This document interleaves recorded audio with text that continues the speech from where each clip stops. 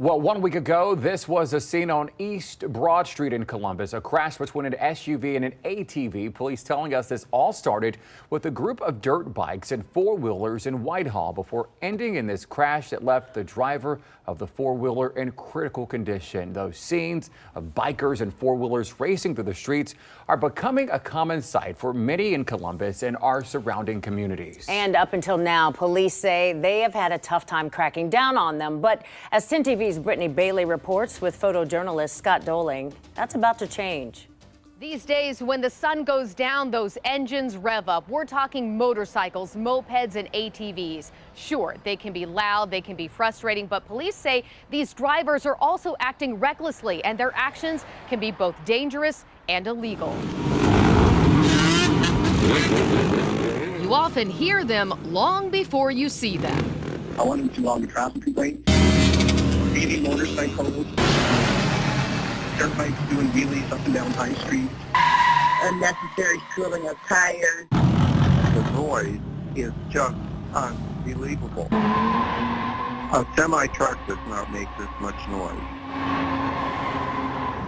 They're having fun, but their fun is at a cost of other people's fun as well. Mark Bilston says this group in these pictures, weaving into oncoming traffic and popping wheelies, later ran into him, literally, with an ATV ending up beneath his truck. Had my vehicle not been there, that they could have slid up into the sidewalk and into the people. I almost got hit, but also like a family with their 2 children almost got hit too. And they were coming from the convention center, so they probably weren't from this area.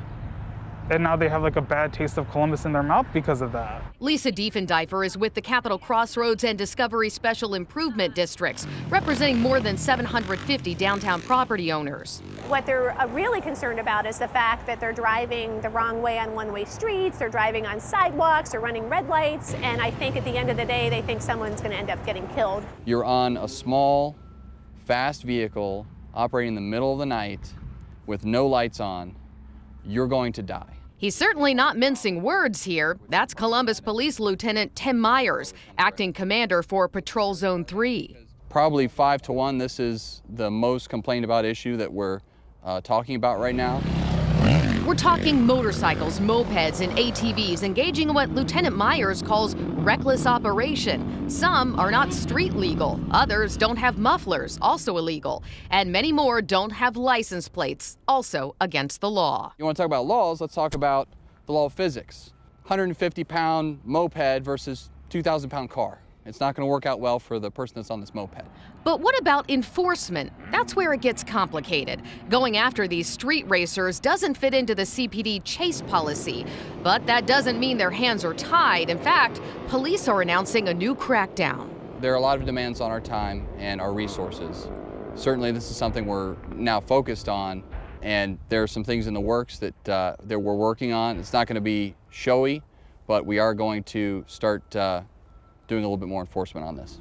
Police plan to find these people, charge them, and in some cases, take their vehicles, where they could end up right here in the impound lot. Any enforcement will be welcome, I'm sure, by the communities and the neighborhoods that are impacted by it.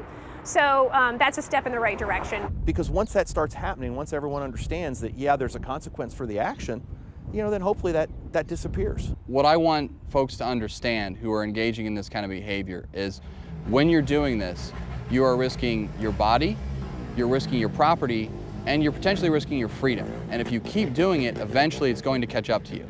Police tell us they won't just be going after the drivers who could face misdemeanor charges, felonies if there are injuries, but any property owners who host this type of activity could face civil penalties. Reporting in the Short North, Brittany Bailey, 10 TV News.